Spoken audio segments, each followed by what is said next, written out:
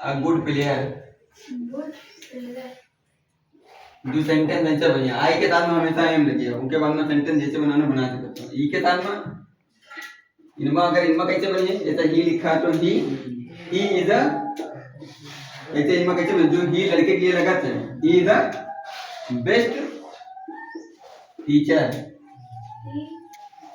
अगर इनके लिए बनाना है they are excellent in job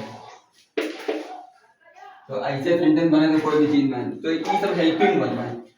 आई के साथ में हमेशा एम लगता है ही सीट के साथ में इज लगता है दे वी आर के साथ में ये सब लगते हैं आर लगते हैं बस अच्छे से मुझे इंग्लिश वाले शब्द हैं ठीक और इनकी सबकी मीनिंग समझे पड़िए जैसे वर्ड मीनिंग वगैरह देते हैं वर्ब पहले समझे पड़िए क्योंकि इंग्लिश में बिना वर्ब कैसे ना समझाते वर्ब पढ़ाई पड़िए वर्ब की थर्ड फॉर्म